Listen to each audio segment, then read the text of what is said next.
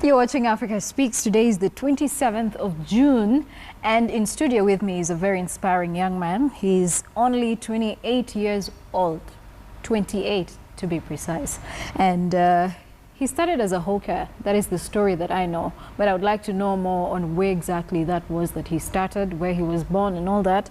So welcome with me, Selvanous Osoro, the Managing Director for Peach Face Marketing. Thank you for joining us. Thank you. Thank you. And welcome to the Africa Speaks show. Thank you. As a hawker, you started as a hawker and now you're this big. Come on, how did that come to be? That looks like a well-cooked story.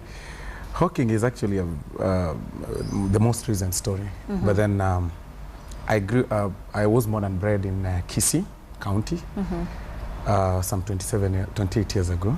Now I can't, I'm actually remembering that my birthday was last month. So oh, awesome. Yes. Awesome. And then I was born just like any other Kenyan. And at age 9, I lost both of my parents. Oh, so sorry. Within a span of like 4 months, I lost both. So I came to Nairobi. I became a street boy. You came to Nairobi at 9? No, initially I never came straight. I was brought by a relative around when I was 10 years in class 4-3. Then I came to Nairobi. Then that relative was arrested on some business deals. He was a very good uncle of mine, but he was dead. Abusing you as a child? Was he making you do things you were not supposed to do? He was okay. He was actually a good guy. He was a very good uncle. But then the unfortunate bit is that he got arrested on some business deals and got jailed for 6 years. So here I am, and I'm not the only one. You know, we are 6 siblings. Every person grew in his and their own way, all through. And then that is my journey of struggle. So I could move from relative to relative. You know, other system mistreatment. I ended up to be in the street, Nairobi, for some time. And then I remembered I had a relative. I used some funny means from Nairobi to Kericho. So you came from Nairobi back to Kericho? Where I used to be told I had an uncle who used to live there. And I remembered some estate.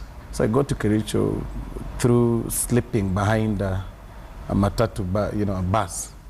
Then we never had Muchuki rules. So we, those kind of, the seats arrangement was not like the current one. It was a flat seat where one could sleep behind it, beneath it. So I got to Kericho, and then I traced my way to my uncle. I finished class 8. I passed very well. I actually became #1 in the whole district. But I was called in Kapsabet Boys, and that is where the journey started. Completely, life was becoming harder day by day. Relatives came again. Some pretended to help me. They took some money from... Were they helping you because they finally realized you were the best student in Kapsabet? Not really. Some of them realized that I was the beneficiary of some education cover my father had taken.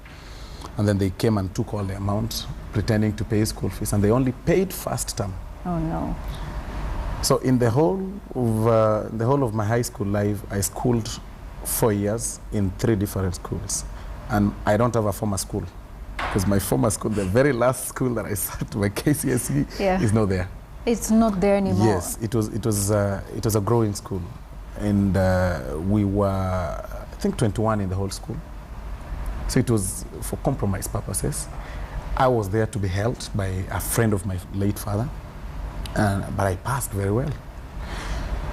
I came to Nairobi. I started, I was actually called to, I was given a letter UN to do education. I declined. Why did you decline? My passion wasn't there. What was your passion? Initially, my passion was to do accounts. But again, later I quit again, I did law, so I don't know, things happen. I know, yeah. But then, when I came to Nairobi, I wanted to start life.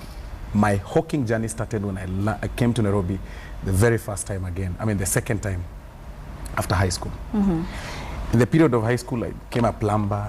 I could quit school, do plumbing, quit school, do welding. I have done a lot of things in life at my age. I became a watchman. So I've actually done... So if you were quitting and going back to school, quitting and going back to school, how long were you in campus? No, not campus. I'm talking about the high school. Still in high school? Yes. Okay. The high school life, I did more than 10 jobs. And all of them, I was actually looking for money for my school fees. And I could pay for one term. I was only sitting, every class, from 1 to Form 4, I did one term. So which of the terms were you doing? Because you guys have 3 terms, right? The high school? Terms? No, in high school, yes. You have 3 terms. Yes. So were you sitting first term, second term? No, they were term, not or regular. Third term? They were not regular. They were quite irregular. That this year I could, and any time I could go back to school, I could be given some paper, more like an interview, and some questionnaires. And I was passing because I was learning in a public institution, I mean public university libraries. Right. Yes. Okay. So I think when I came to Nairobi and started hawking, I started first by selling newspapers, the standard newspapers. This was now when you're on campus? Yes. Okay. No, I hadn't even joined campus. Was your vacation? Not really. When I just came to Nairobi, like I was just a school leaver. I started selling newspapers, being paid 100 shillings, this standard, per day. But then I think the offices were along Jogoo Road. Yes.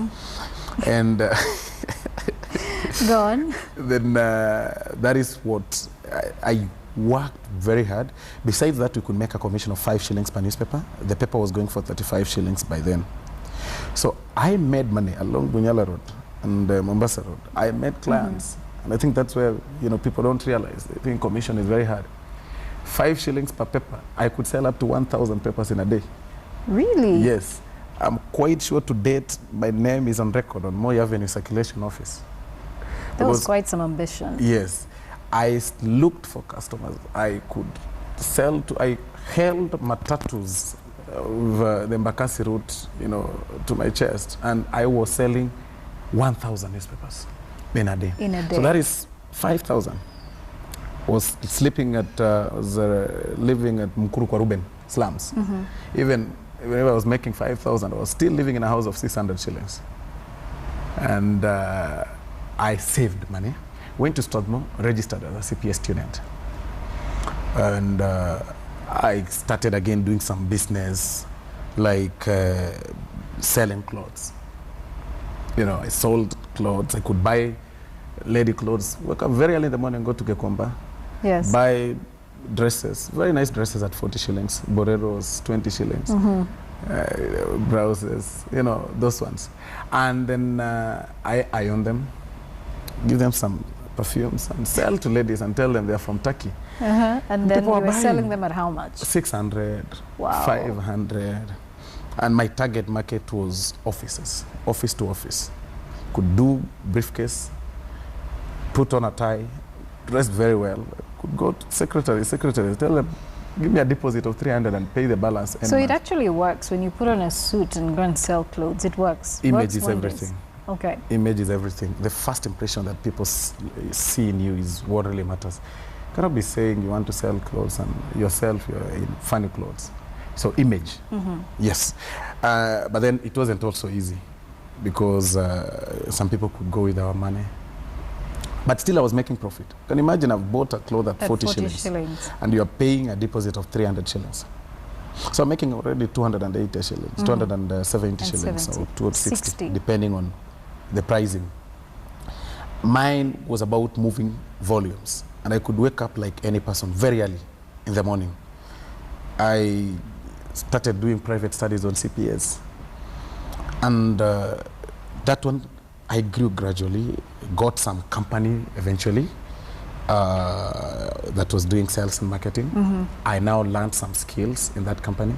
I grew up gradually in that firm. Which is now... no, not Peachface. Peachface? A different company. Right. Then I learned the skills from there, and Peachface was born. Right from there. So from the time Peachface was born, because I'm thinking we have very little time to talk about your entire story. Yes. So from the time Peachface was born, what was your strategy? Who were you targeting? What were you aiming at achieving? Mine was about transforming people positively and financially. And then money could come as, let's say, a byproduct or like an appreciative thing.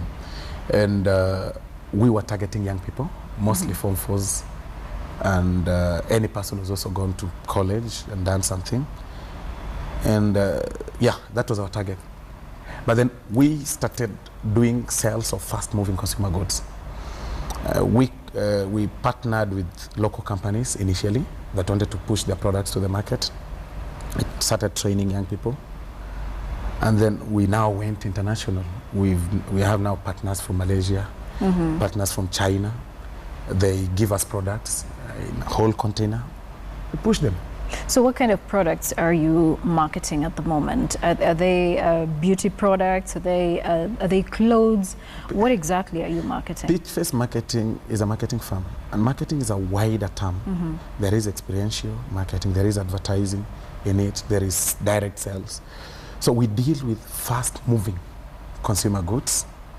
However, we also do the marketing consultancy and outdoor advertising. And by fast-moving, I mean anything that is movable. Anything that is movable. If you tell me to sell you a human being, I'll do that. You will sell yes. a human being? I mean, if it's legal. I don't host human traffickers on the show. I know that. Just for the record. Yes, but I'm saying if anything that is movable, that is sellable, and that is legal. Human trafficking is not legal. So. Okay, I understand, yeah. Yes, so anything that is, sellable, laptops, computers, phones, kitchenwares, we do that. And our strategy is very simple. We do door to door. So for us, it's about going to the end user. And we've actually implemented some marketing system that is very unique in this country and even in the world by extension. We call it the 5 and 8 marketing system. Tell us about it. One may not really understand until you come to the office and see how the young people do. But then we have funny terminologies that we use even internally, like you'll hear like the word like language. Yeah. JUICE stands for join us in creating employment. Every term has a meaning, every letter has a meaning. All right. Yes. Okay, just tell me something. You so far employ over 1,000 people, 1,000 young Kenyans. How exactly did you grow these numbers to 1,000? It started from me. I took myself as an employee, and I worked as an employee. Then I motivated another one. I started pulling one by one as the company grew. Were you paying them on commission, paying them monthly? How exactly? We have levels in the company. When one comes to work with us, you get trained for free on basically sales and marketing and advertising and anything. And then one works on targets, and that is basically commissions. Then you grow to another level, now where you'll be observed now to work as a trainer to the rest. You get extra money now on salary. So the more people you bring in, or is it the more money you don't bring bring any person. Yeah. One is not mandated to bring any person in the company because we do our own recruitment, and it's about the more sales you do. Yes, that is on the first level. Okay, so you happen to empower all these young people. How do you sustain them? Because a lot of businesses have problems with sustaining numbers. How exactly do you sustain? As I said, we have a very interesting marketing system, which has really employed a lot of discipline on it. We work on discipline. Our way of operations is more or less more than military. But there's a high level of discipline. You'll even be shocked that we don't allow any person who drinks in our office. We even smell, even if you are doing it privately, because mostly we deal with young people between 18 and 35. Most of them will come to. We don't limit people past 35. Right. But what I'm saying is, most people work with us, or most people look for jobs are within that age bracket. So we've set a high standard of discipline, and we've also made people to understand that this is a home. I've always told people that as a leader, you have to learn to apply the 3 Bs. One B stands for build. Always build your people. Work hard to build these people, because they should not be working thinking they're working for you. They're also working within themselves to grow the organization as they grow. And then break, and then again build. And that, I mean, one comes late, for instance, you don't just start shouting at the person and, chasing the person. Start building, you're smart, looking good and stuff. But then, why are you late? Then you break the person. And then you're like, yes, build, break and build again. And tell the person, when you do this, it will mess you this way, making the person see that this is not about the company, it's not about me, it's about yourself.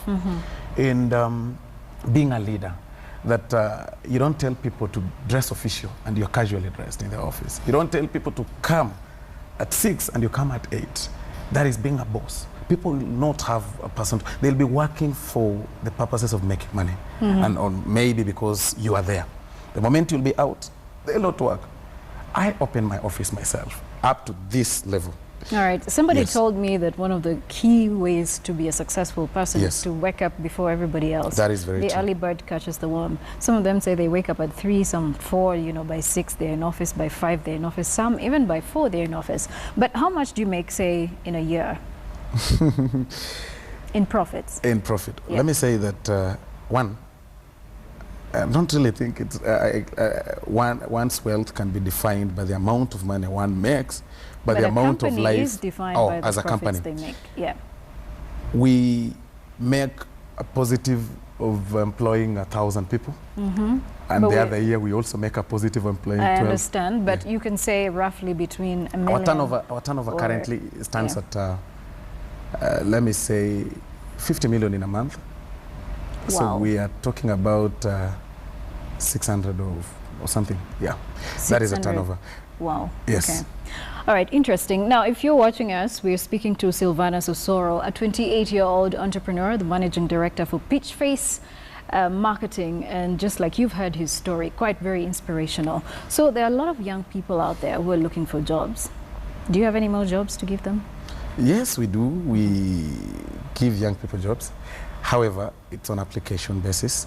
We normally give them the job, the office numbers to call, the secretaries, and confirm the requirements. But then we are very specific on the kind of people we need. We need people who are fluent in English. Right.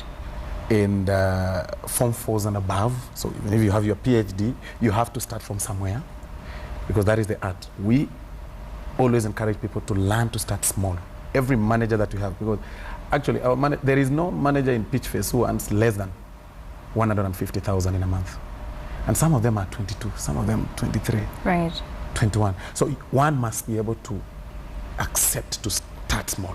If one cannot start small, then I don't think Pitchface is the... Yes, because we have our own training. Great. And then we also encourage people to live on the 3 Ps. Patience, perseverance, and persistence.